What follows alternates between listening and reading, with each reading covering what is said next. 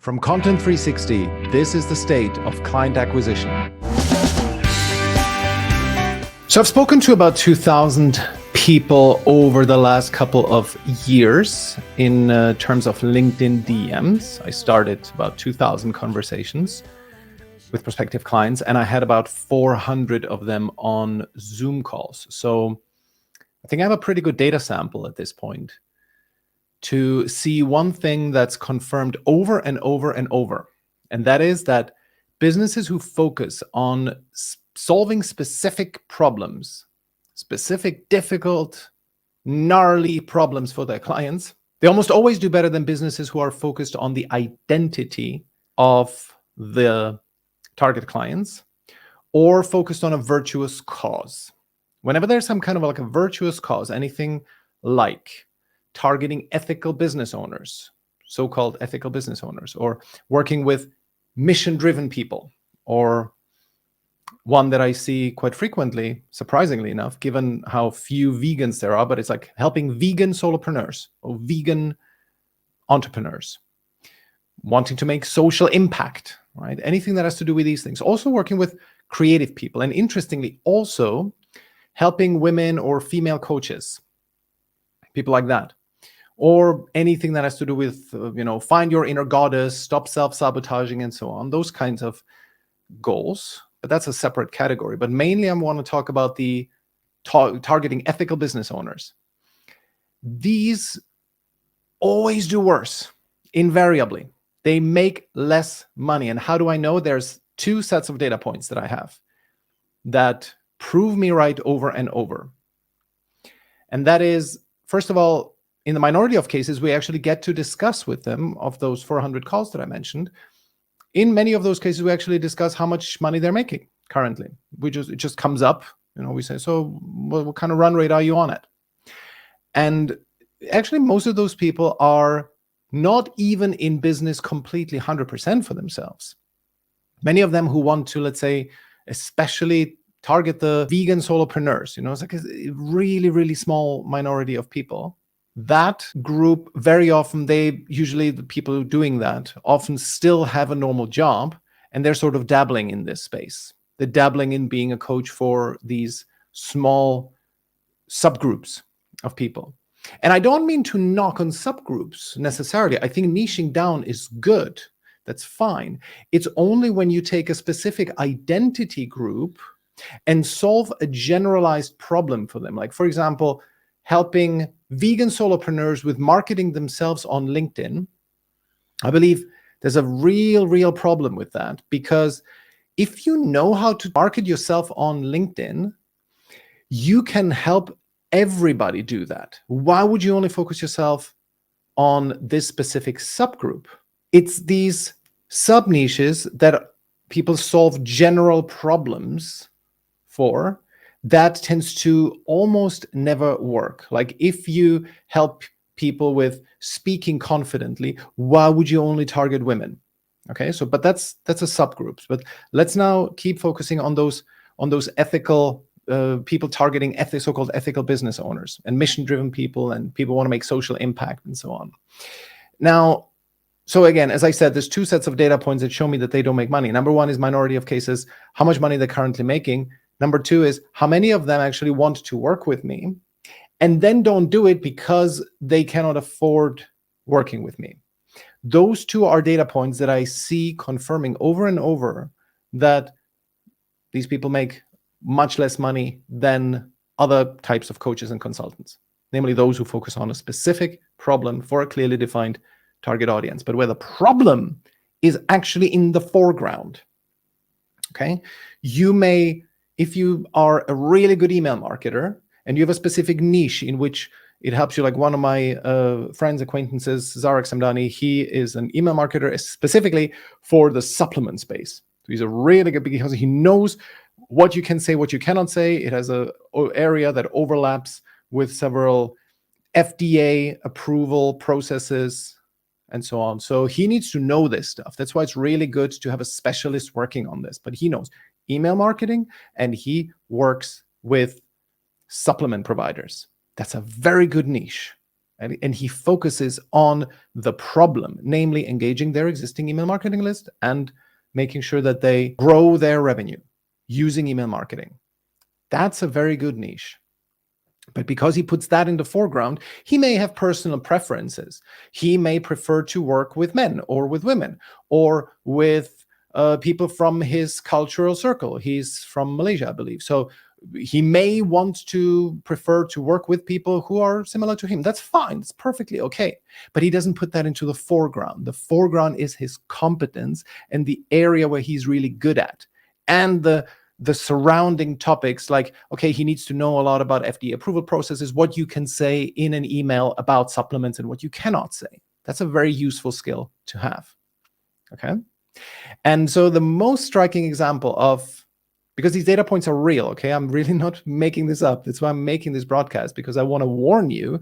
And if you are currently going down the route of trying to target an identity group like this, for example, vegan solopreneurs or the ethical business owner and so on, if that's your thing, then I strongly recommend you reconsider this. And I'm going to give you one example of a conversation that I had recently with someone who I was talking to. And I was actually thinking, usually when I have these conversations, the prospecting conversations, I usually think, okay, how much are they making? Most likely, you always kind of have a figure in your mind. How much do you think they're currently making from this business?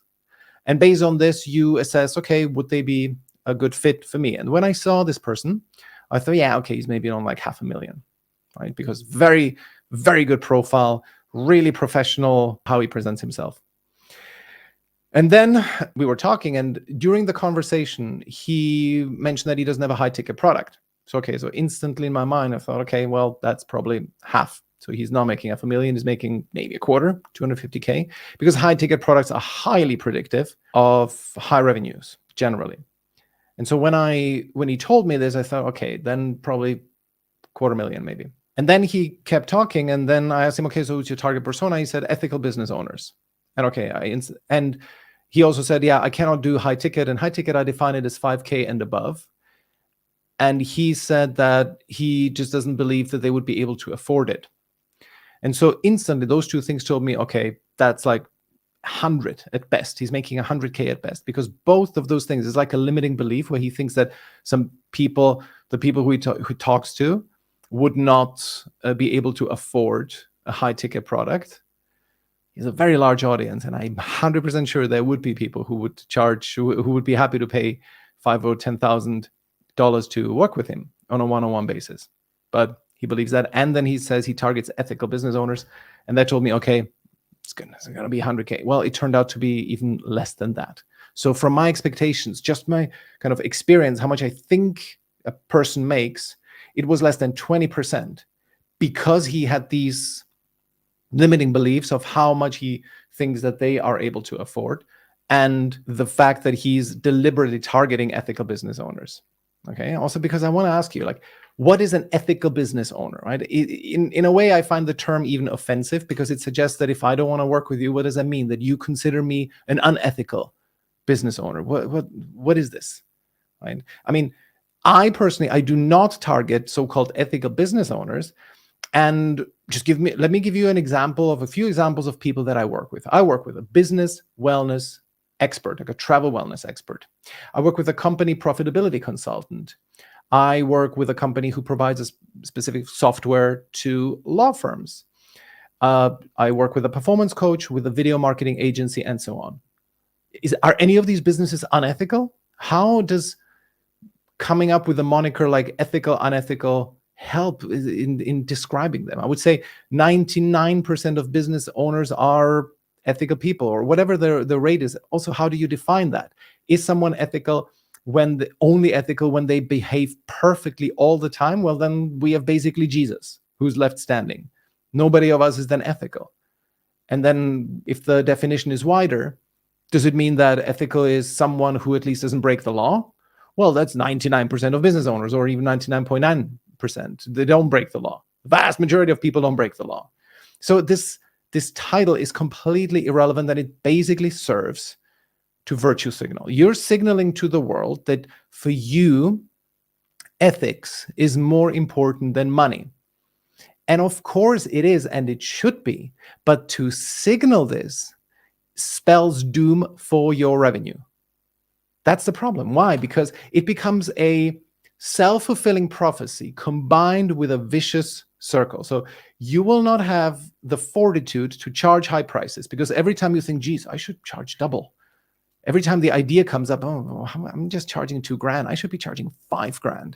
Then, because you're targeting ethical business owners, and because of that, you consider yourself an ethical business owner, and of course, invariably, you will have it lodged in your mind that charging double is unethical, because you want to be good to the people.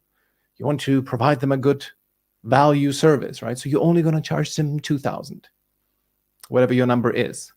Then this becomes part of a vicious circle, because you don't charge them a lot. It also means that you are not profitable, very profitable. You don't have enough time to develop your skills. You don't have enough sort of leisure time to really contemplate, to see where you can improve, to do this kind of introspection, become better at what you do. You become constantly rushed to get new clients. Therefore, you don't provide a good service, at least not as good as it could be if you charge double, which would give you way more time to serve the existing clients much better. So it's because of that, you then also attract only the people who cannot afford to pay you $5,000. You will keep attracting the people who can at best afford to pay $2,000. And that's like a vicious circle. And you, with your mindset, if you think that way, oh, they couldn't even afford the people I'm talking to, they cannot afford $5,000. Well, of course they can, because of who you attract with your signaling. If you signal, I want to attract ethical business owners, it will only attract those people for whom money is a dirty word. That's what it effectively comes down to. Where money is a dirty word, where you charge it, yeah, just a little bit, okay, I have to charge money because somehow I have to eat, but it's a dirty thing and let's just keep it on the carpet. It's like, no, I don't see it that way. I proudly charge the high rates that I charge because I know my service is worth it. I know that if you come in, you do the work, you work with us intensely, you will get way more out of it than what you paid. And I don't mind at all charging these high rates. So what can you do about this? If you resonate with what I'm saying and you feel like, okay, I'm still kind of stuck in that rut of calling myself an ethical business owner who serves ethical business owners, what should I do here? Look, if you don't want to remain at that income level where you are at right now and you really want to grow, I don't think you have a good chance of scaling that. There are very few $1 million businesses and more who are explicitly charging ethical business owners. There's a few, like this jacket company, I think from California. They very much pride themselves on sourcing sustainable materials. They even tell you to not buy their jackets and instead reuse old ones. I forgot which one that is. Sure, there's always exceptions. There's always the do-good companies who are focused on the well-being of the planet and so on, but it's a niche. Honestly, it's just not a good value proposition to people. Don't buy the green. They say that they want to buy green, but then they don't. I worked with a company recently who tried to lead with that. It was like a agency who worked for a shoe company, and they tried to advertise their shoe brand because it's sustainably sourced and to get their target audience, young people, to buy that. Although young people always say that they want to buy green, no one bought those bloody shoes because people don't really care. It's like one of those things. That's why virtue signaling. You always have to show that you like this stuff. You have to say that you like green and sustainability and so on, but then people don't act on it. Okay. Yeah, you can find it hypocritical. You can be lamenting it. That's perfectly fine. It's just, this is human nature. And if you go against human nature in business, you will not make a lot of money. Now, if that's fine with you, then go for it. No problem. It's like, stay at the level where you're at. You will maybe grow a little bit as you become better and better. But if you want to grow beyond into 6 and even 7 figures, I recommend you do the following: that you actually become really, really good at what you do. And if that is, I mentioned the example of helping people to market themselves on LinkedIn better, right? Classic example. Email marketing, just become really, really, really good at that. If you are the LinkedIn person, just become really good at content in LinkedIn so that you get those tens, hundreds of thousands of followers, huge amounts of engagement on your posts, be really good in copywriting, create great videos. That's the goal. Become really good at that. Make it your mission to become good at a difficult task. Very, very difficult task. And sure, by all means, you can start in a niche if you have whatever a good supply chain process framework, and you won't need to start somewhere. It's good to position yourself as, okay, we do this for artisanal manufacturers of frozen goods. That's fine. That's a great thing. Start there and create the supply chain framework for them. But as you grow, you will branch out, and always keep your competence and how good you are at something in the foreground. That is the thing I would really focus on. And just like that, if you do that, you will become so good at what you do that you can then start picking the clients you actually want to work with. You will have enough money put aside so that you then can really, for example, sell yourself way below your value if you're so mission driven. If you believe in what you do and you think that this would really make the world a better place if you help the vegan solopreneurs to market themselves better, then go back again to the $500 or $1,000 rate, because you by now have stashed away the millions, so you can really afford to build a great solution for them. You don't need to make money off them anymore, and do that. Or democratize your product, sell it for way below its value, and or even give it away to those who need it. That's great. I don't knock that at all. I love when people are really dedicated to a good cause. I'm not knocking that. It's just that as you are starting out, focusing on serving so-called ethical businesses, or anything that has to do with green or social impact, anything like that is, and my data shows this, is a surefire way to remain at a low income level. So that's my conclusion. You can get there. You can get to the point of working with ethical businesses if you first take the long way, become really good at what you do.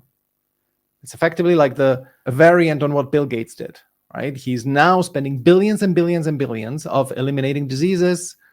And I don't want to get into political arguments here. What do you think of Bill Gates? But he has contributed a huge amount of money into disease prevention and eradicating even a few diseases. He's doing good work.